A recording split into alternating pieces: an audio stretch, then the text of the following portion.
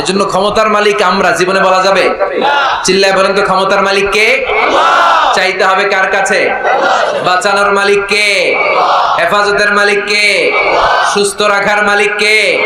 সফলতা দেওয়ার মালিক কে? আমরা সব সময়ের জন্য সে আল্লাহর কাছে চাইতে পারি, সে আল্লাহর কাছে হাত পাততে পারি, সে আল্লাহর কাছে ফরিয়াদ করতে পারি, আল্লাহ তুমি তৌফিক দাও।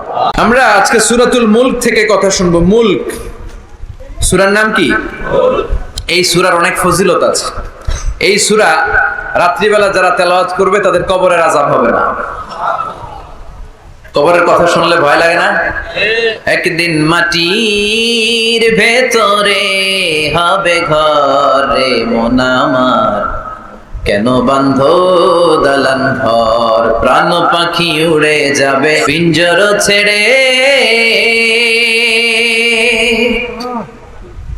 ধরা ধামে সবই রবে তুমি যাবে চলে, বন্ধু বান্ধব যত মাতা পিতা দ্বারা সুত সবই হবে তোমার পরে মন আমার, কেন বান্ধ দালান ঘর। ঠিক কিনা?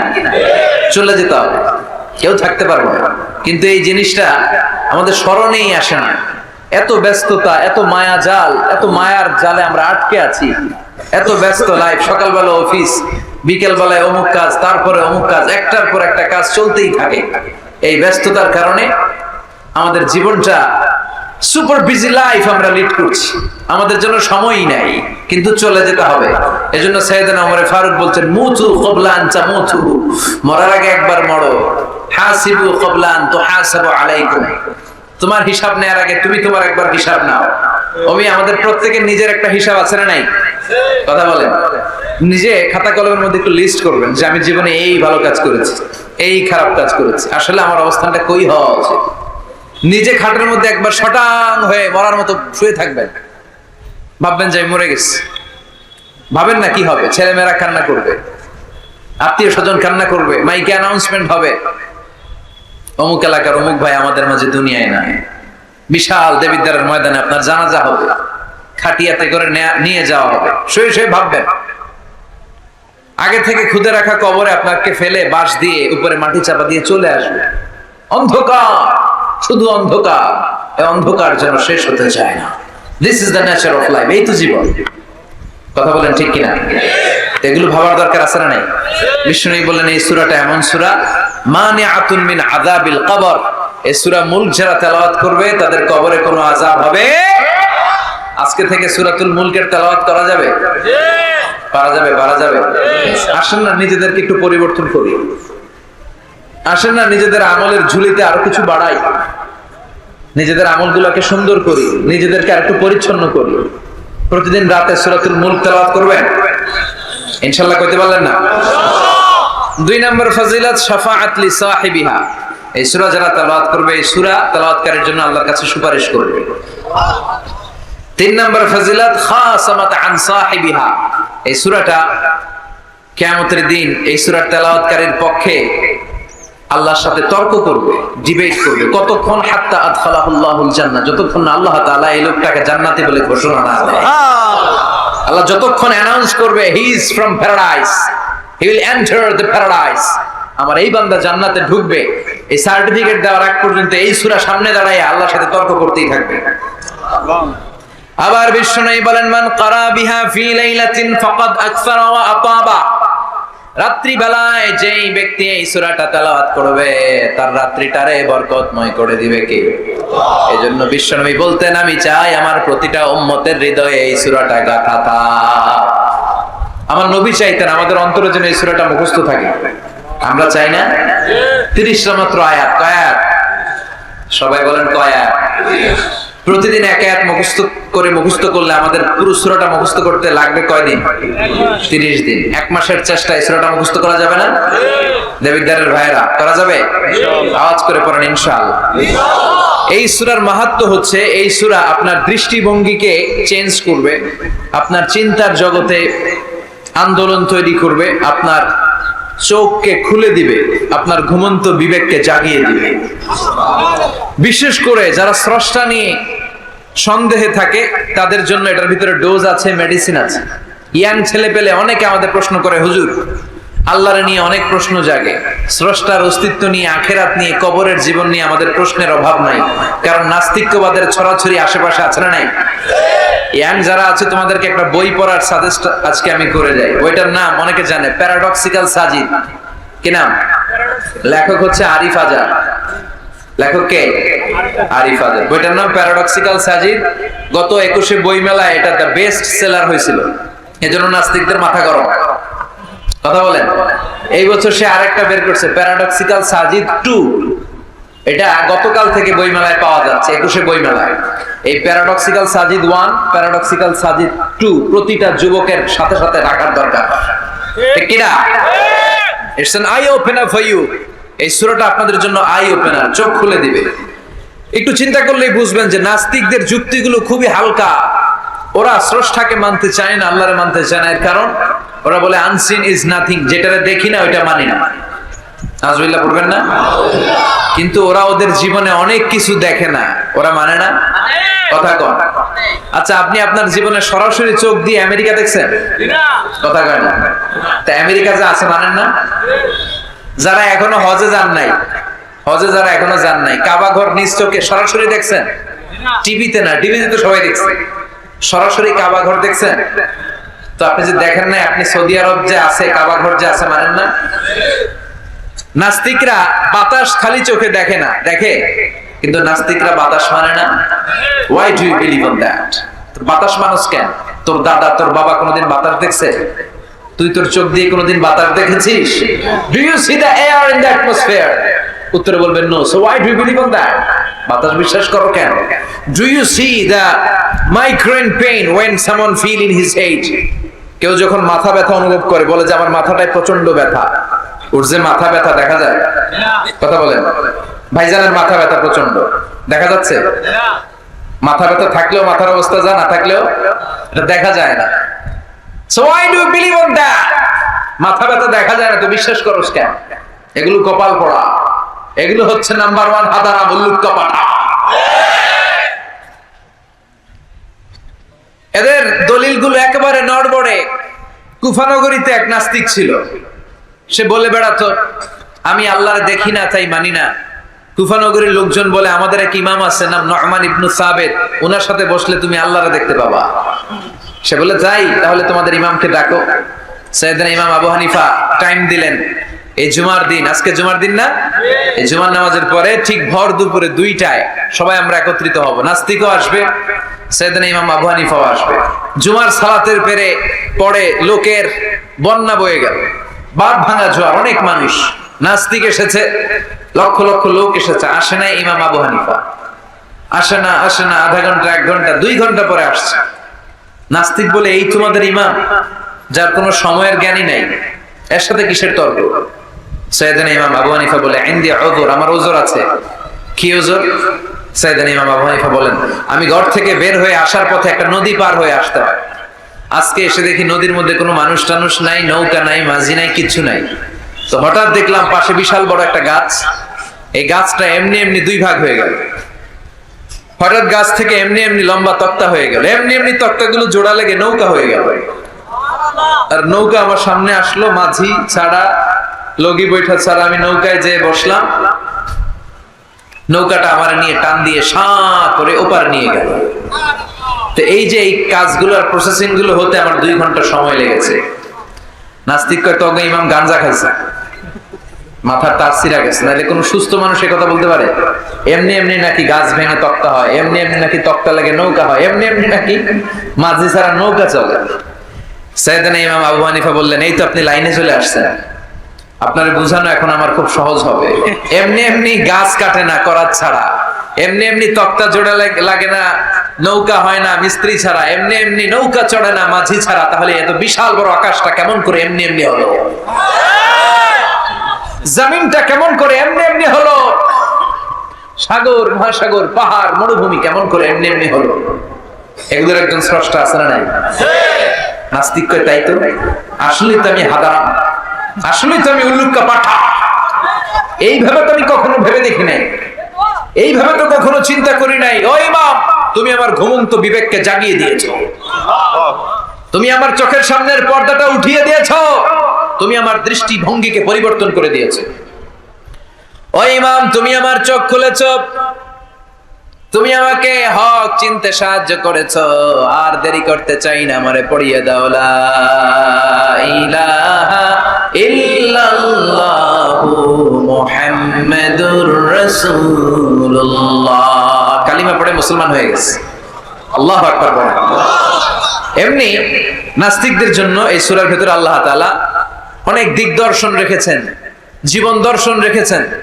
আল্লাহ বুঝাতে চান যে গোলাম, আমারে চেনার জন্য, আমারে দেখার জন্য তোর ডক্টরেট ডিগ্রি লাগবে না, তোর ব্যাচেলর ডিগ্রি, মাস্টার্স ডিগ্রি লাগবে না। তুই আমার সৃষ্টির দিকে একটু নজর করে তাকা, একটু ঠান্ডা মাথায় চিন্তা করে দেখ, একটু সাগরের দিকে তাকা, একটু নদীর দিকে তাকা, একটু পাহাড়ের দিকে তাকা। তাকালেই তুই বুঝবি সামওয়ান ইজ কন্ট্রোলিং এভরিথিং।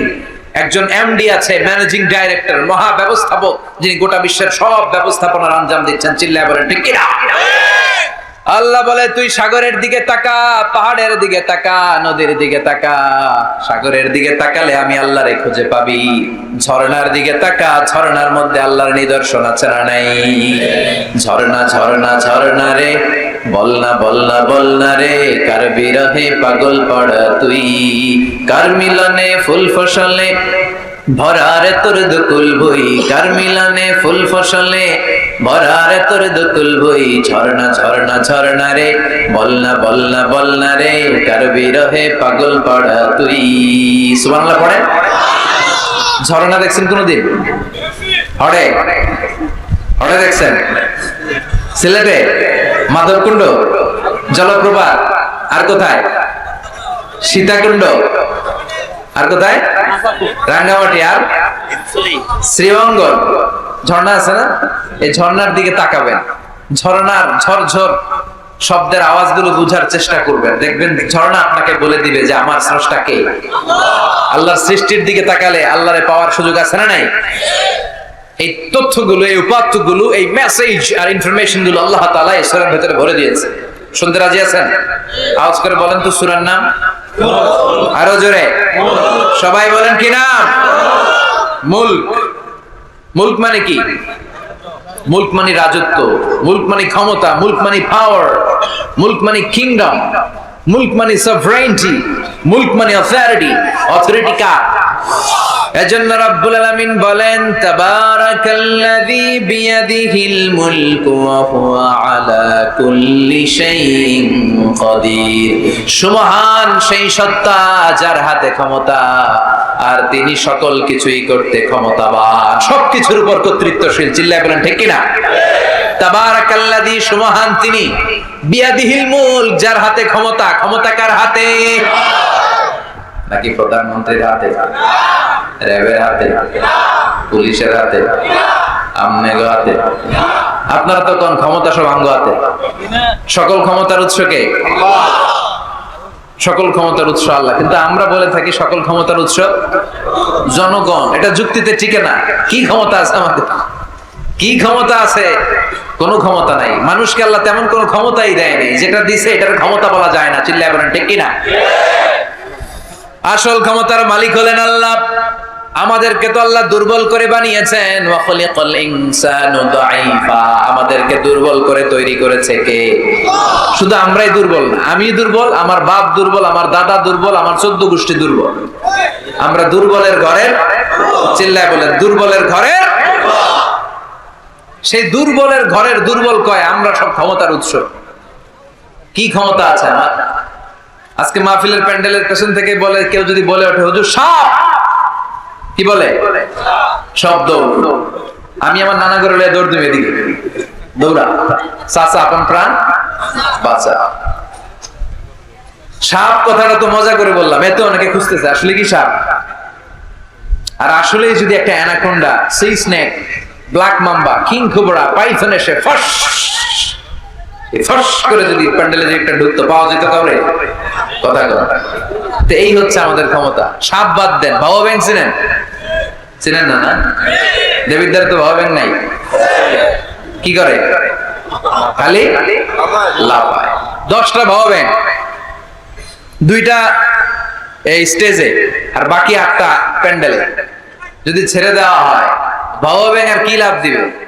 এর চেয়ে বড় লাভ দিবেন আপনারা? বাবা ব্যাঙের চেয়ে বড় লাভ দিয়ে আমরা দৌড়াইতে শুরু করব। কত অসহায় আমরা, কত দুর্বল। বল্লা পোকা মৌমাছি আমাদেরকে কামড় দিয়ে উড়াল দেয়, এটা ধরে যে মারবো এটাও পারি না। কুত্তায় আম করে কামড়াইলে আমরা কুত্তারে কামড়াইতে পারি না। কি অসহায়। পিঁপড়া কামড় দিলে আমরা কিছু করতে পারি না। কানের ভিতরে যদি কারো পিঁপড়া ঢুকে থাকে বুঝবেন সে মজা পায়। হ্যাঁ, বাঁচার কোনো সুযোগ নাই, কোনো ক্ষমতাই নাই। এরপরও আমরা বলি সব ক্ষমতার মালিক আমি। দেখবেন যাদের ডায়রিয়া হয় আর 5-7 বার টয়লেটে গেছে, এর চেহারার দিকে তাকানো যায় না। বৈশা গেছে, বৈশা যান। তো এই হইলো আমাদের অবস্থা। 5-6 বার টয়লেটে গেলে আর ওর দইরা দাঁড় করানো যায় না। কাই মরে যাইও, আরে সবাই মাফ করে দেন, আই আর হাইতেন না, আমি পারবো না, আমার মাফ করে দেন। পারবি না কেন? তুই না ক্ষমতার উৎস। কথা কর। আসলে আমাদের কোনো ক্ষমতা নাই, আমরা দুর্বল। আসল ক্ষমতার মালিক একজন, চিল্লায় বলতে হবে তিনি কে। আমরা যে কত দুর্বল। ন্যাচারাল ক্যালামিটি অর ডিজাস্টার যখন হয়, প্রাকৃতিক দুর্যোগ, তখন নিজের অবস্থা খেয়াল করবেন। বন্যার সময় মানুষের কি অবস্থা হয়, ঠিক কিনা? ভূমিকম্পের সময় কি অবস্থাটা হয় আমাদের। রাত 3টার দিকে যদি ভূমিকম্প হয়, দৌড়, লুঙ্গি পইরা দৌড়, লুঙ্গি ছাড়াও দৌড়, আগে যান বাঁচা। পাগল হয়ে যায়। বাচ্চাটাকে কোলে নিয়ে দৌড়াবো, না স্ত্রীকে ঘুম থেকে জাগাবো, না ভাড়াটিয়াদেরকে উঠাবো, না নিজেই ছাদের উপর থেকে লাফ দেবো। ত্রাস, ভয়, ভূমিকম্প, সবাই দৌড়। দেখবেন ভূমিকম্প হইলে বাড়িওয়ালাও দৌড়, ভাড়াটিয়াও দৌড়। নাকি ভাড়াটিয়ারা দৌড়ায়, বাড়িওয়ালারা দৌড়ায় না? কথা কন। ডোনাল্ড ট্রাম্প যে বিল্ডিং এ থাকে, ওইটাতে ভূমিকম্প হইলে ডোনাল্ড ট্রাম্প তো দৌড়াবে না? না, ডোনাল্ড ট্রাম্প দৌড়াবে। আমি কিছু লাইভ প্রোগ্রাম দেখেছি, ওখানে উপস্থাপক আর অতিথিরা ক্যামেরা ট্যামেরা মেকআপ টেকআপ নিয়ে বসছে। একটু পরে শুরু হয়েছে ভূমিকম্প, মাইক থুইয়া দিয়া উপস্থাপক দৌড়। তো যেহেতু মেকআপ টেকআপ একেবারে ক্যামেরা ট্যামেরা সব সেটিং, অতিথিরা ওঠে না। একটু পরে আবার নাড়াচাড়া, এবার অতিথিও দৌড়। বাঁচার জন্য শব্দ। এই হচ্ছে আমাদের ক্ষমতার দৌরাত্ম। এরপরও আমরা বলি আমরা নাকি ক্ষমতার উৎস। তুফান হলে, এইখানে একটা তুফান হলে 70 কিলোমিটার বেগের জাস্ট বাতাসটাকে যদি আল্লাহ এর তীব্রতা যদি বাড়িয়ে দেয়, সব দৌড়ানো। কথা কন। আল বাহরু জুনদুম মিন জুনুদিল্লাহ, আর রিহু জুনদুম মিন জুনুদিল্লাহ। বাতাস আল্লাহর সৈনিক, আগুন আল্লাহর সৈনিক, তুফান আল্লাহর সৈনিক। চিল্লা এখন ঠিক কিনা? 2004 সালের সুনামির কথা ভুলে গেছেন? ইন্দোনেশিয়া একটা প্রদেশ আছে, বান্দা আছে, এক ধাক্কায় 3 লক্ষ সাগরের ভেতর। জাপানের কান্টো শহরে 1 লক্ষ নয়, একটা ধাক্কায় কয়েক সেকেন্ডের ব্যবধান। একটু আগে নাচানাচি করতেছিল, ধুম্মা চলে ধুম, একটু পরে সব হয়ে গেছে ধুম ধুম। একেবারে সাইজ করে ফেলছে কে? কোনো ক্ষমতা নাই, ক্ষমতার মালিক কে? এজন্য রাব্বুল আলামিন বলেন, তাবারাকাল্লাযী বিয়াদিহিল মুলকু ওয়া হুয়া আলা কুল্লি শাইইন কাদির। সুবহান সেই সত্তা যার হাতে ক্ষমতা, ক্ষমতা কার হাতে? কক্সবাজারে দেখবেন একটা দ্বীপ আছে, একমাত্র দ্বীপ যেটাতে পাহাড় আছে, নাম মহেশখালী। ওইখানে বৌদ্ধদের স্বর্ণ মন্দির আছে। ওখানে তুফান টুফান শুরু হইলে বৌদ্ধরাও জিকির করা শুরু করে দেয় আল্লাহ। সুবহানাল্লাহ কইবেন না? তুফানে পড়লে দেখবেন হিন্দু, বৌদ্ধ, আস্তিক, নাস্তিক সবাই জিকির করে একজনের, চিল্লায় বলেন তিনি কে? আমরা মাঝে মাঝে আমাদের প্রোগ্রাম স্কেডিউল এত টাইট থাকে, মাঝে মাঝে আমরা প্লেনে, হেলিকপ্টারে এক জেলা থেকে আরেক জেলায় যাই বাধ্য হয়ে। সিলেটে প্রোগ্রাম, কক্সবাজারে প্রোগ্রাম, ওই অমুক জায়গায় প্রোগ্রাম, তো ফ্লাইট ধরা লাগে। তো আমরা আভ্যন্তরীণ ফ্লাইটে চড়ে চড়ে আমরা যাই। তো আমরা যখন যাই, ওখানে কিছু এয়ার হোস্টেস থাকে বিমানের ভেতরে, এদেরকে বলে বিমানবালা। খুব সুন্দরী স্মার্ট নারীদেরকে তারা রিক্রুট করে, নিয়োগ দেয়। এদের যদি 3-4টা সন্তান হয়ে যায়, এদেরকে আবার চাকরিতে রাখে না। সৌন্দর্যটাই যাদের পুঁজি। তারা লিপস্টিক মেখে, পারফিউম মেখে, মেকআপ করে, ভেরি বিউটিফুল লেডি। ওরা আসে, এসে আমাদেরকে খাবার টাবার দেয়, ইনস্ট্রাকশন দেয়। তো বিমানটা, আভ্যন্তরীণ বিমানগুলো বাংলাদেশের ভেতরে যেগুলো চলে, এগুলো 14 থেকে 15,000 ফিট উপরে ওঠে। তো বিমানটা প্রথমে রানওয়েতে ট্যাক্সি করে, মানে বিমান যখন মাটিতে চলে এটাকে বলে ট্যাক্সি। কি বলে? ট্যাক্সি ছেড়ে যখন উপরে ওঠে এটারে বলে টেক অফ। কি বলে? তো এটা যখন বিমানটা যখন টেক অফ করবে, তখন দেখলাম এই এয়ার হোস্টেস গুলো যেগুলোর পর্দা নাই, হেজাব নাই, শালীনতা নাই, মাইক্রোফোন হাতে নিয়ে ঘোষণা দিচ্ছে, ভদ্র মহিলা এবং ভদ্র মহোদয়গণ, আপনারা আপনাদের সিট বেল্ট গুলো বেঁধে নিন। এখনই আমাদের উড়োজাহাজটি শাহজালাল আন্তর্জাতিক বিমানবন্দর থেকে শাহ আমানত বিমানবন্দরের উদ্দেশ্যে 15,000 ফিট দিয়ে উড়ে যাবে। এরপরে পড়তে শুরু করে আল্লাহু আকবার, আল্লাহু আকবার, আল্লাহু আকবার। তো আমি উল্টা ঘুরে তাকাইলাম, কি রে এই মাইয়া আল্লাহু আকবার কয় কেন? ঘুরা দেখি হাতের মধ্যে এরকম কাগজ, এই কাগজ থেকে দেখে দেখে পড়তেছে, উচ্চারণ কিন্তু আঙ্গুমতো না, পড়তেছে আল্লাহু আকবার, আল্লাহু আকবার, আল্লাহু আকবার, সুবহানাল্লাযী সাখখারা লানা হাযা, পুরো দোয়াটাই পড়ছে, ওমা কুন্না লাহু মুকরিনিন ওয়া ইন্না ইলা রাব্বিনা লামুনকালিবুন। তো আমি হিসাব মিলালাম, ঘটনা কি? লিপস্টিক, মেকআপ, সুটেড, বুটেড, পারফিউম মাখা, হিপ হপ স্টাইলের মেয়ে, এরা আল্লাহু আকবার পড়ে কেন? তো তখনই খেয়াল করে দেখলাম যে বিমানটা এখন ছাড়ছে, জমিন ছেড়ে দিয়ে 15,000 ফিট উপরে যাচ্ছে। ওরা খুব ভালো করেই টের পায়, এই 15,000 ফিট উপরে যখন বিমান থাকবে, ওরে বাঁচানোর কেউ না, ওকে রক্ষা করার কেউ নাই, তখন ওর কোনো পাওয়ার নাই, কোনো ক্ষমতা নাই, চিল্লায় বলেন ঠিক কিনা? তখন কোনো সিকিউরিটি নাই। আহা, কি দুর্বল মানুষ! বিমান বাঁকা হয়ে গেলে সবাই চিল্লায় বাঁচাও। যদি জিজ্ঞেস করেন কে বাঁচাবে, বলবে হুজুর আপনি বাঁচান। আছে না নাই? দুর্বল। আসল ক্ষমতার মালিক হলো একজন, চিৎকার করে বলতে হবে তিনি কে?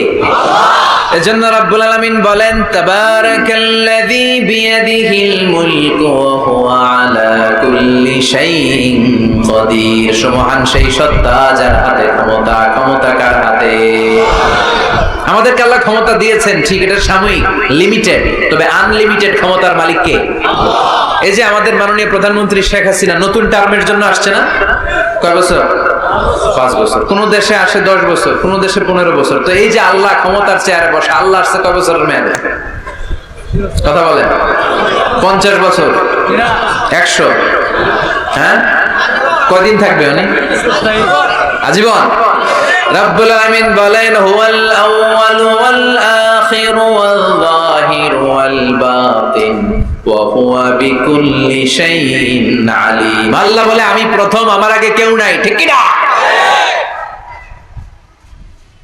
হুয়াল আউয়ালু ওয়াল আখির, আমি শেষ, আমার পরে কেউ নেই। আমি প্রকাশ্য, আমি গোপন, সূচনাহীন, অতীতকাল থেকে আমি আল্লাহ ক্ষমতার চেয়ারে বসা। শেষহীন ভবিষ্যৎ পর্যন্ত ক্ষমতার চেয়ারে বসে থাকবে কে? আল্লাহ বললেন আমি প্রথম, আমি শেষ। প্রথমে কে? চিল্লায় বলেন, প্রথমে কে? শেষে কে? প্রথমে আল্লাহ আল্লাহ, শেষেও আল্লাহ আল্লাহ, আকাশে আল্লাহ আল্লাহ, জমিনে আল্লাহ আল্লাহ। সবাই পড়েন, প্রথমে আল্লাহ আল্লাহ, শেষেও আল্লাহ আল্লাহ, আকাশে আল্লাহ আল্লাহ, জমিনে আল্লাহ আল্লাহ। নিখিল জাহান গায় গুণগান, তার নামে গায় আমরাও গাহি তাআলা, হামদে বারি তাআলা, হামদে বারি তাআলা, হামদে বারি তাআলা। সুবহানাল্লাহ পড়েন। তিনি প্রথম, তিনি শেষ, তিনি চিরকাল ক্ষমতার চেয়ারে বসে থাকবেন, চিল্লায় বলেন ঠিক কিনা? আবার পৃথিবীতে অনেক দেশে দেখবেন ডেমোক্রেটিক সিস্টেমে ক্ষমতা আসে, মানে ভোটে জিতে, যেমন আমাদের দেশে। তো আল্লাহ তো ভোটে জিতে আসছে না? আল্লাহ ভোটে জিতে আসছে?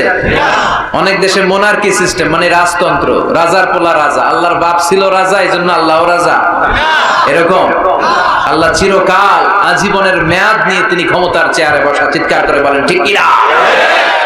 আবার পৃথিবীর অনেক দেশে দেখা যায় আন্দোলন করে সরকারকে ক্ষমতার চেয়ার থেকে নামানো যায় কি যায় না? পৃথিবীতে এরকম হয়েছে না অনেক জায়গায়? আন্দোলনের ঠেলায় সরকার কয় আমি নাই। আবার মাঝে মাঝে মিলিটারি কু হয়, সেনা বিদ্রোহ, জানেন না আপনারা?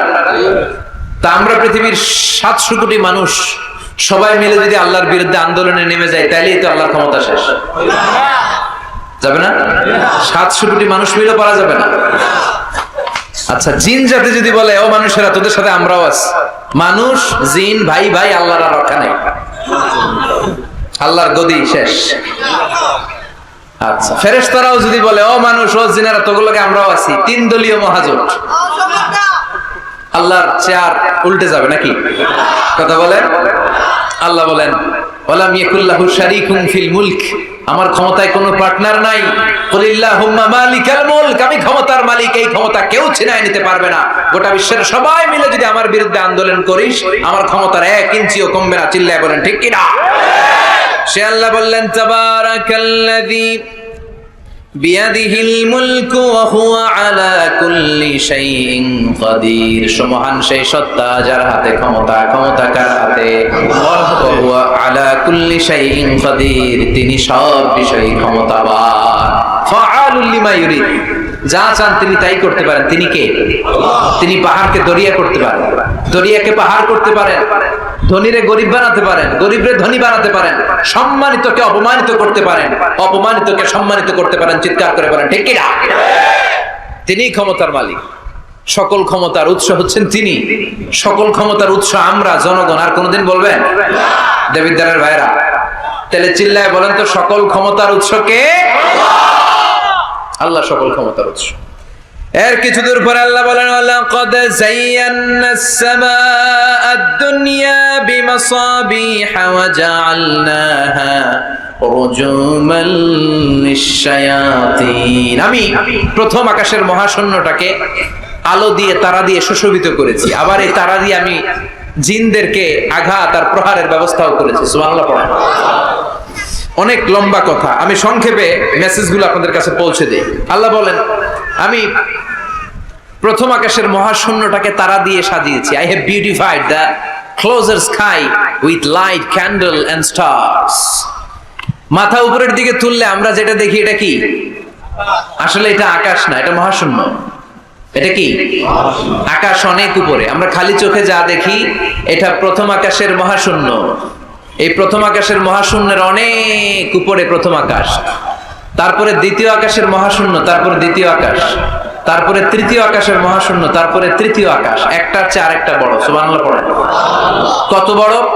আপনার এই হাতের আংটিটা, সাহারা মরুভূমির নাম শুনছেন? পৃথিবীর সবচেয়ে ছোট মরুভূমি, তাই না? তাইলে বড়।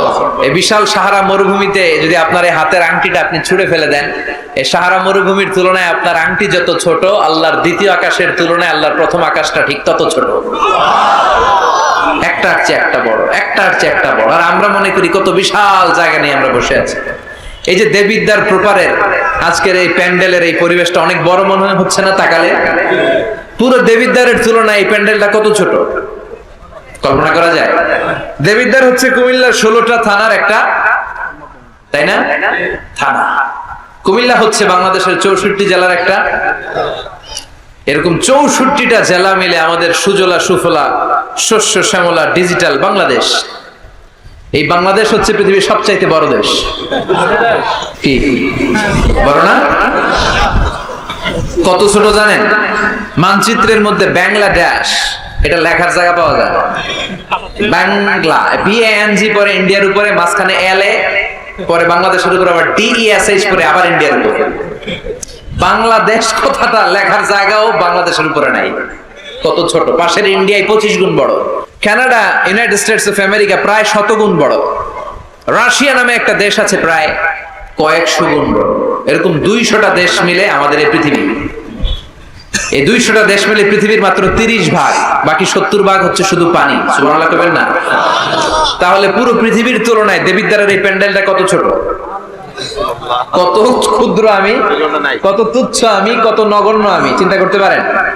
আচ্ছা, এত বড় মনে হইলো এই পৃথিবীটা, এই পৃথিবীটাকে এত বড় মনে হচ্ছে আমাদের, কিন্তু এই যে দ্বীপ্রহরের জলজলে সূর্যটা দেখা যায়, এই সূর্যটা এই বিশাল পৃথিবীর চেয়ে 13 লক্ষ গুণ বড়। 9,30,00,000 মাইল দূরে 8 মিনিট 18 সেকেন্ড সময় নিয়ে আলোটা আসে। তাহলে এতক্ষণকার আলোচনা পর্যন্ত মনে হচ্ছে সূর্যই মনে হয় অনেক বড়। সূর্য হচ্ছে একটা স্টার, তারা।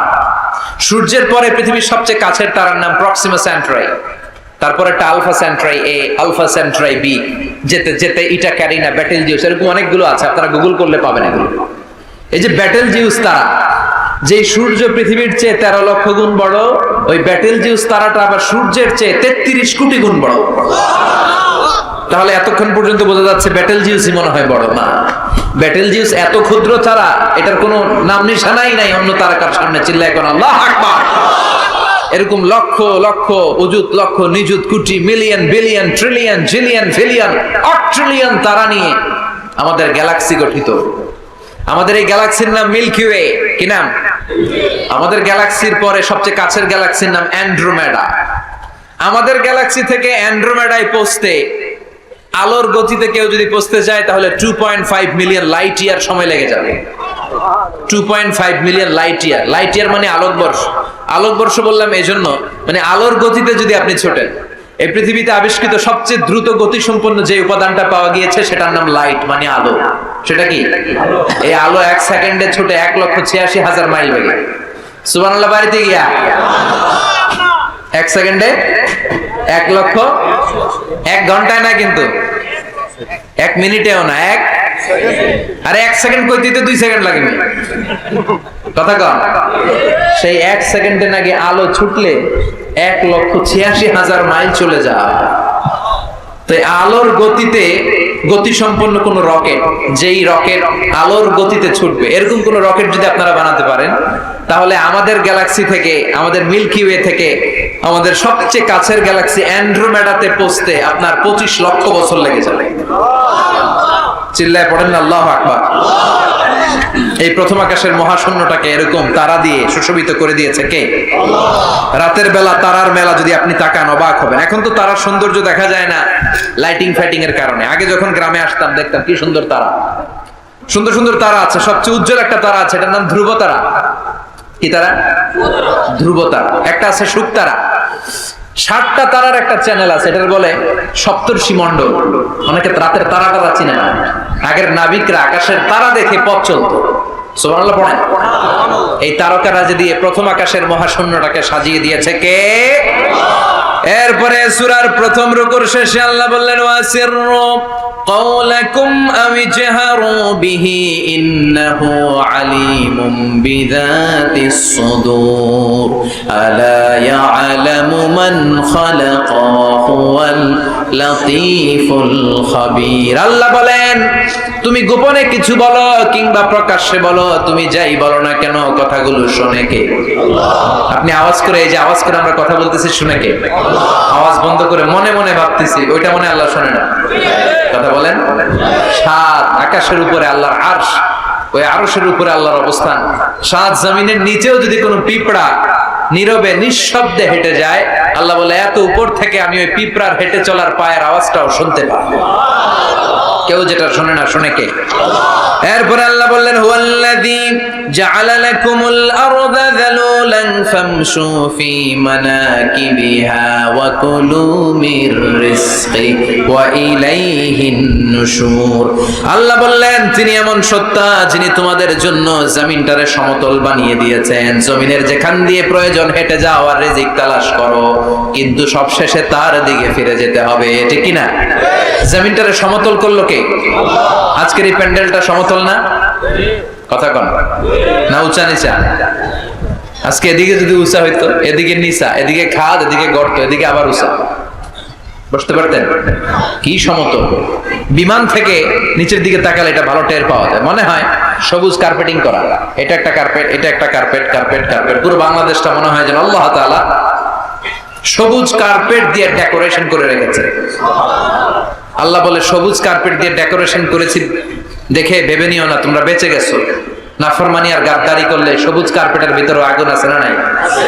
কি মেকানিজম? উপরে কার্পেট, নিচে আগুন। কার্পেটের নিচে কি? আল্লাহ কোরআনে কসম কেটেছেন ওয়াল বাহরিল মাসজুদ, ফুটন্ত সাগরের পানির কসম। দুনিয়ার কোন সাগরের পানি গরম না, সব ঠান্ডা, কিন্তু আল্লাহ বললেন ফুটন্ত টকবকে সাগরের পানির কসম আমি খেলাম। অনেক গবেষণা হলো এই সাগরের পানি নিয়ে। আমেরিকান নেভাল একাডেমির এক চিফ ইঞ্জিনিয়ার উনি বললেন কোরআনে পাওয়া গেল টকবকে সাগরের পানির কসম, কিন্তু সাগরের পানি তো ঠান্ডা, এখানে গরম আসলো কোত্থেকে? আসলে আল্লাহ সাগরের নিচে যে গরম মজুদ রেখে দিয়েছেন ওইটার দিকে খেয়াল করে বলেছে। তো সে গবেষণা করতে চাইলো, দেখি সাগরের ভেতরে আগুন কই আছে। কোরআন যেহেতু বললো টকবকে সাগরের পানির কসম, আসলে কোনো আগুন টাগুন খুঁজে পাওয়া যায় কিনা। সে সাগরের ভেতরে পাইপ ঢুকাতে শুরু করলো, জোড়া লাগিয়ে লাগিয়ে গবেষণা। তো পাইপ যেতে যেতে অনেক সাগরের গভীরতা শেষে তলা পাওয়া গেল। তলার ভেতরে সে ড্রিল করে পাইপ ঢুকাতে লাগে। সে পেয়ে গেল মাটির স্তর, এরপরে পাললিক শিলার স্তর। পৃথিবীর ভিতরে কিন্তু অনেকগুলো স্তর আছে জানেন। এই যে পানিগুলো আমরা নষ্ট করি, এই পানি কিন্তু খাই, আমাদের পেশাবই আমরা খাই। আমাদের এই প্রস্রাবও যদি পৃথিবীর 4-5টা স্তর শেষে নিচের দিকে চলে যায়, এটা মিনারেল ওয়াটারের মতো হয়ে যায়। এই 4-5টা স্তর মাটির ভেতরে রেখে দিয়েছে কে? পাললিক শিলা, রূপান্তরিত শিলা, আগ্নেয়গিরির শিলা।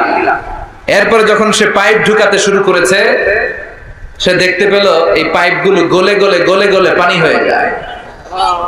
এত আগুন, এত গরম। সে তো অবাক, পৃথিবীর ভিতরে এত আগুন আসলো কোত্থেকে? তো এই আগুনের টেম্পারেচারটা কতটুকু পাওয়ারফুল এটা চেক করার দরকার আছে না নাই? সে বলল, I need fire proof pipe, bring from America. America থেকে ফায়ার প্রুফের পাইপ আনো, পরীক্ষা চালায় দেখ। ফায়ার প্রুফের পাইপ আনা হলো, এবার ফায়ার প্রুফের পাইপ ঢুকাইতে শুরু করছে। সাগর শেষে তলা, পাললিক শিলা, রূপান্তরিত শিলা, আগ্নেয়গিরির শিলা। ওই আগ্নেয়গিরির শিলার পরে যখন ফায়ার প্রুফের পাইপ ঢুকাতে শুরু করেছে, যেই পাইপে আগুন ধরে না, সে দেখতে পেল ফায়ার প্রুফের পাইপগুলো আগুনে গলে ধোঁয়া আর পানি হয়ে যায়। তাহলে এই সবুজ কার্পেটিং এর নিচে আগুন আছে না নাই? এই আগুন মজুদ করে রেখেছে কে? সে আল্লাহ বললেন, আমিনতুম মান ফিস সামাই আন ইয়াখসিফা বিকুমুল আরদা ফাইযা হিয়া তামুর। তোমরা কি ভেবেছো নাকি সবুজ কার্পেটের উপরে আনন্দে নাচানাচি করবা, আনন্দে লাফালাফি করবা, কিন্তু এই জমিনটারে মুহূর্তের মধ্যে দোলা দিয়ে দিতে পারে কে? খাসাফ মানে হচ্ছে ল্যান্ডস্লাইড, মুহূর্তে ভূমিটা কেঁপে যেতে পারে, পুরো পৃথিবীটা ফাইদা হিয়া তামুর কেঁপে উঠবে। ট্রেম্বলিং, ভাইব্রেশন শুরু হয়ে যাবে পুরো পৃথিবীটার কাঁপাকাঁপির চোটে। তোমরা এটার উপর দাঁড়িয়েও থাকতে পারবে না। তার মানে নিচে, এই পৃথিবীর নিচে আযাব আর গজব, আগুন মজুদ করে রেখেছে কে? আবার আল্লাহ বলল, উপরের দিকে তাকাও, দেখবা মেঘমালায়, মেঘমালার উপরও আমি আল্লাহর আযাব আছে না নাই? আমিনতুম মান ফিস সামাই আন ইউরসিলা আলাইকুম হাসিবা ফাসাতা'লামুনা কাইফা নাযীর। আমি চাইলে উপর থেকে আইয়ুরসিলা আলাইকুম হাসিবা, হাসিবা মানে হচ্ছে পাথর বৃষ্টি, শিলা বৃষ্টি। দেবিদ্বারে তো কখনো শিলা বৃষ্টি হয় নাই না? কবে হয়েছে? এবছর হয়েছিল। শিলা বৃষ্টি হইলে দেখবেন যে ছাগল গরুর মাথায় পড়লে বড় বড় শিলা, ছাগল মরে যায়। মানুষের মাথায় পড়লে মানুষ মরে যায়, টিনের চাল ভেঙে যায়, বাড়িঘর ভেঙে সব শেষ। এরকম শিলা বৃষ্টি যদি হয় আমরা বাঁচবো? অ্যাসিড বৃষ্টি হলে, উল্কা বৃষ্টি হলে, পৃথিবীর সবচাইতে বড় সাইজের উল্কাটা পড়েছিল দক্ষিণ আফ্রিকার হোবা সিটিতে। ওটার ওজন ছিল 60 মেট্রিক টন। কয় মেট্রিক টন? কথা কন। আজকে প্যান্ডেলের উপরে যদি একটা পড়ে, দেবিদ্বার থানার উপরে যদি পড়ে, পুলিশ ফাঁড়ির উপরে যদি পড়ে, বঙ্গভবনের উপরে যদি পড়ে, ক্যান্টনমেন্টের উপরে যদি পড়ে, বাঁচাবে কে? Donald Trump. চিল্লায় বলেন, বাঁচাবে কে? তার মানে উপরেও আযাব, নিচেও আযাব, যে কোনো মুহূর্তে এই আযাব দিয়ে আমাদেরকে শেষ করে দিতে পারে কে? লূত আলাইহিস সালামের কওমের একটা বদখাসলাত ছিল, হোমোসেক্সুয়ালিটি, সমকামিতা। আল্লাহ শাস্তি হিসেবে পুরো জমিনটারে উল্টিয়ে দিলেন। ফাজআলনা আলিয়াহা সাফিলাহা, আল্লাহ উল্টায়া ছেড়ে দিলেন, সব শেষ। ওইখানে এখন ডেড সি, আল বাহরুল মাইয়িত, মৃত সাগর, গজবের জায়গায়। সাগরে কোনো কাঁকড়া নাই, চিংড়ি মাছ নাই, ব্যাঙ নাই, শাওলা নাই, মাছ নাই, কিচ্ছু না। এরকম মুহূর্তের মধ্যে আযাব আর গজব দিয়ে আমাদেরকে শেষ করে দিতে পারে কে? শুধু বিশ্বনবীর দোয়ার বরকতে আমরা বেঁচে যাই। বিশ্বনবী দোয়াতে বলেছেন, আল্লাহ আমার আগের উম্মতদেরকে তুমি যেমনি আযাব দিয়ে, গজব দিয়ে একবারে শেষ করে দিয়েছো, আমার গুনাহগার উম্মতদেরকে এইভাবে শেষ করে দিও না। বিশ্বনবীর দোয়ার বরকতে আমরা বেঁচে যাই। এরপর আল্লাহ বললেন, নাস্তিকরা কি মুক্ত বিহঙ্গের দিকে তাকায় না? বিহঙ্গ মানে পাখি, মুক্ত পাখির দিকে তাকায় না? পাখির দিকে তাকালে পাখির রব আল্লাহরে খুঁজে পাওয়া যায়, ঠিক কি না?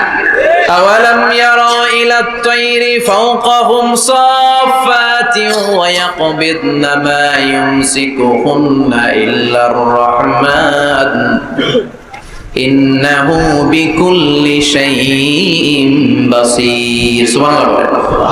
পাখির দিকে নজর করলে পাখির রব আল্লাহরে খুঁজে পাওয়া যায়। আপনি পাখির দিকে তাকায় দেখেন কেমনে উড়ে, ওদেরকে শূন্যে ধরে রাখে কে? কথা বলেন না। মা ইউমসিকুহুন্না ইল্লা রাহমান, আল্লাহ ছাড়া কেউ পাখি ধরে রাখে না। এই পাখির আরবি হচ্ছে তয়ের। পাখির আরবি কি? বিমান আরবিয়তয়, পাখি আরবিজা বিমান আরবিয়তা, এটার উপর গবেষণা করে বিমান আবিষ্কৃত হয়েছে। সুবহানাল্লাহ কইবেন না? কিন্তু আমরা করতে পারি নাই, করেছে আমেরিকান দুই ভাই। আমরা আছি ফতুয়াবাজি নিয়ে, কথা কন, আমরা আছি মারামারি নিয়ে, কার পিছনে কেমনে লেগে থাকা যায়, কারে কেমনে টাইনা নামানো যায়। একজন জিজ্ঞেস করতেছে, এত খেলা থাকতে হাডুডু বাংলাদেশের জাতীয় খেলা কেন? হাডুডু বাংলাদেশের জাতীয় খেলার নাম। তো আরেকজন উত্তরে বলতেছে, এর কারণ বাংলাদেশে কেউ উন্নতি করবে, ভালো কাজ করবে, এটা অন্যরা সহ্য করতে পারে না, উপরে উঠতে চাইলে ওরা ঠ্যাং ধরে নামাবে। এজন্য হাডুডু খেলা এই দেশের জাতীয় খেলা। হাডুডু খেলা দেখছেন? একটা সামনে যাইতে চাইলে সবাই কাবাডি কাবাডি কাবাডি কাবাডি, বইলাই ওর ঠ্যাং ধরে কি করে পিছনের দিকে নিয়ে তোর সামনে যাইতে দিবেই না। তো এই হচ্ছে আমাদের স্বভাব। চিল্লায় বলে ঠিক কিনা? খালি ফতুয়াবাজি, ও খারাপ, ও খারাপ, ও কাফের, ও কাফের, ও 20 কারণে কাফের, তুই 40 কারণে কাফের। এই কাফের মারা গেলে যে কবর দেয়া হবে, কবরের উপর যে ঘাস উঠবে, ওই ঘাস যে গরু খাবে, ওই গরুর দুধ যে খাবে, ও কাফের। কথা বলেন? তো এই ফতুয়াবাজি নিয়ে থাকলে আমরা বিমান আবিষ্কার করব কেমনে? Wilbur right or will write, দুই ভাই। আওয়ালাম ইয়ারাউ ইলা তাইরি ফাওকাহুম সাফাতিন ওয়া ইয়াকবিদুন, আল্লাহু আকবার। গবেষণা করে করে এই দুই ভাই বানিয়ে ফেলল 1903 সালে। তবে এখনকার মতো এত উন্নত বিমান না। আপনারা আজকেই গুগল করবেন যে কিভাবে ইনভেনশন অফ এরোপ্লেন আবিষ্কার হলো কেমনে, দেখবেন যে দুই ভাই পাহাড়ের মধ্যে শুয়ে শুয়ে মাসের পর মাস পাখি নিয়ে গবেষণা করেছে। আমাদের গবেষণা করার সময়টাও নাই। অন্যদের পিছনে লেগে থাকলে গবেষণার সময় থাকবে? কথা কন। এই দল ওই দলের গালি দেয়, এই দল ওরা কয় তুই ভারতপন্থী, ওই দল এরা কয় তাহলে তুই পাকিস্তান পন্থী। তো বাংলাদেশ পন্থী কারা? কথা কন। আমরা সাধারণ জনগণ বাংলাদেশ পন্থী, চিল্লায় বলেন ঠিক কিনা? Wilbur right or will write, দুই ভাই বানায় ফেললো বিমান। 1903 সালে বিমান আবিষ্কার হয়ে গেল। আমেরিকা এক সুবিধা করতে পারে নাই, চলে গেল ফ্রান্স। এক শহর থেকে আরেক শহরে প্রথম বিমান নামালো। পাখা নাই, ঢাকনা নাই, গ্লাস নাই, ইঞ্জিন নাই, এমন ভাবে বিমানগুলো বানিয়েছে দেখলে হাসি পায়। কিন্তু সেই বিমান আবিষ্কারের পর থেকে এটাকে ইমপ্রুভ করতে করতে, ডেভেলপ করতে করতে আজকে তারা বানিয়ে ফেলেছে বোম সুপারসনিক। সার্চ করবেন বোম সুপারসনিক, সবচেয়ে দ্রুতগামী প্যাসেঞ্জার বিমান। কি নাম? Bomb supersonic. খুব দ্রুত চলে। এর আগে চলতো কনকর্ড, সবচেয়ে দ্রুত। তো বিমান আবিষ্কারের আগে পৃথিবীর সব দেশে ছিল শুধু সেনাবাহিনী আর নৌবাহিনী। যেহেতু এখন বিমান আবিষ্কার, এখন বিমান বাহিনী আছে না নাই? এখন উপর থেকে বোমা মারে। দ্বিতীয় বিশ্বযুদ্ধে আমেরিকা 2টা বোমা মেরেছিল জাপানের 2টা শহরে, হিরোশিমা আর নাগাসাকিতে। লিটল বয় আর ফ্যাটম্যান মেরে জাপানের ওই 2 শহর বিরান ভূমি বানিয়ে দিয়েছে। সবগুলো মানুষ শেষ। এবং প্রায় 100 বছর ওই শহর থেকে যত বাচ্চা কাচ্চা জন্মগ্রহণ করেছে পরবর্তীতে সবগুলো বিকলাঙ্গ, একটা হাত নাই, একটা পা নাই, একটা চোখ নাই, একটা কথাই বলতে পারে না। এখন ড্রোন হামলা হয়, মিসাইল হামলা হয়, আবার ইদানিং কালে আমরা স্যাটেলাইটও পাঠাই উপরে। আমাদের একটা স্যাটেলাইট আছে না নাই? Bangabandhu satellite channel of Bangladesh. অনেক টাকা আমাদের গরিব মানুষ, আমরা এদেশের খেটে খাওয়া মানুষের টাকা দিয়ে এই স্যাটেলাইট চ্যানেলকে পাঠানো হয়েছে। এটা যেন আল্লাহ হেফাজতে রাখে, আমরা চিল্লাই পড়ি আমিন। তো এই সূরাটা শেষে আল্লাহ একটা প্রশ্ন করেছে আপনাদের সবাইকে। প্রশ্ন রেখে আল্লাহ শেষ করেছে। দেখেন একটার পর একটা মেসেজ। আল্লাহ বলে মুক্ত বিহঙ্গের দিকে তাকা, কিভাবে পাখিগুলো ডানা ঝাপটায়। এগুলো তাকালেই আপনি পাখির ভিতরে পাখির রব আল্লাহরে খুঁজে পাবেন, ঠিক কিনা? সব শেষে আল্লাহ বললেন, একটা প্রশ্ন দিয়ে আল্লাহ সূরাটা শেষ করলেন। আল্লাহ বললেন কুল আরাআইতুম ইন আসবাহা মাউকুম গাওরান ফামান ইয়াতিকুম বিমাইম মাইন। বলো দেখি সবে শুকাইয়া যদি যায় এই পৃথিবীর পানি, তাহলে হেথায় তটনির ধারা কে দিবে সবারে আনি। সুবহানাল্লাহ পড়েন। প্রশ্নটা দেখেছে কে? আল্লাহ বললেন একদিন ঘুম থেকে উঠে দেখো টিউবওয়েলে পানি নাই, মোটর ছেড়েছো, ট্যাপ ঘুরাচ্ছ, পানি নাই, বাজারে মিনারেল ওয়াটার কিনতে গিয়েছো, পানি নাই। পানি দিবে কে? পানি সম্পদ মন্ত্রী, প্রধানমন্ত্রী। গোটা বিশ্বের সবাই মিলে 1 ফোঁটা পানি বানাতে পারে? আবার আল্লাহ বললেন সব জায়গায় যতটুকু পানির দরকার পানির ব্যবস্থা করে দিল কে? হাযা আযবুন ফুরাত ওয়া হাযা মিলহুন উজাত। একদিকে লোনা পানি আর একদিকে মিঠা পানি আছে না নাই? মিঠা নদীর পানি আল্লাহ তোমার মেহেরবানি। পড়েন সবাই। সুন্দর ফুল সুন্দর ফল মিঠা নদীর পানি আল্লাহ তোমার মেহেরবানি। সুবহানাল্লাহ পড়েন। আবার দেখেন একই সাগর, এই দিকের পানির এক কালার, ওই দিকের পানির আরেক কালার, মিশানো। এই দৃশ্যটা আপনারা নিজ চোখে দেখছেন নাকি? কই দেখছেন? মুকয় মোবাইলে। তারপরে মোবাইলে তো সবাই দেখছে, চোখে সরাসরি দেখছেন? পদ্মা নদীতে দেখা যায়। কোথায় আছে? চাঁদপুরের মোহনাতে। মোহনাতে দেখা যায়। আমি মিশরের নীল নদ আর ভূমধ্য সাগর দেখছি, মিলে না। মারাজাল বাহরাইনি ইয়ালতাকিয়ানি বাইনাহুমা বারযাখুন লা ইয়াবগিয়ান ফাবিআইয়ি আলাই রাব্বিকুমা তুকাযযিবান। দুই দিক থেকে দুই ধরনের পানি বয়ে যায়, মাঝখানে অদৃশ্য ব্যারিকেড দিয়ে দিয়েছে কে? এই পানির ডেনসিটি হাই, এটার ডেনসিটি কম। এটা টেম্পারেচার হাই, এটা টেম্পারেচার কম। এটা লোনা, এটা মিঠা, এজন্য একটার সাথে আরেকটা মিশে না। এই পানির স্রষ্টা কে? পানি চাইবো কার কাছে? এই পানির অপর নাম যেমনি জীবন, আবার বেশি পানি হয়ে গেলে মরণ। কথা কন। সাইয়েদনা নূহ আলাইহিস সালামের কওমকে বেশি পানি দিয়ে মানে বন্যা দিয়ে শেষ করে দিয়েছে কে? এজন্য নিচে আযাব, উপরে আযাব, চারিদিকে আযাব, চারিদিকে জুনদুম মিন জুনুদিল্লাহ। আল্লাহর সৈনিকেরা অপেক্ষা করছে। গাদ্দারি নাফরমানির মাত্রা যদি বেড়ে যায় মুহূর্তেই সব ধূলিসাৎ করে দিতে পারে কে? আল্লাহ। এজন্য ক্ষমতার মালিক আমরা, জীবনে বলা যাবে?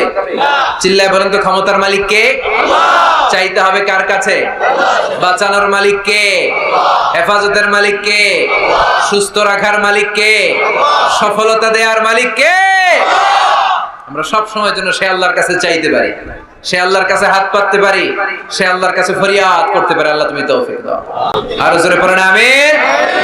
সবাই ভালো থাকবেন, সুস্থ থাকবেন, সুন্দর থাকবেন। আবার হয়তো দেখা হয়ে যাবে কোন তাফসীরুল কোরআনের ময়দানে। সুবহানাকাল্লাহুম্মা বিহামদিকা আশহাদু আল্লা ইলাহা ইল্লা আনতা আস্তাগফিরুকা।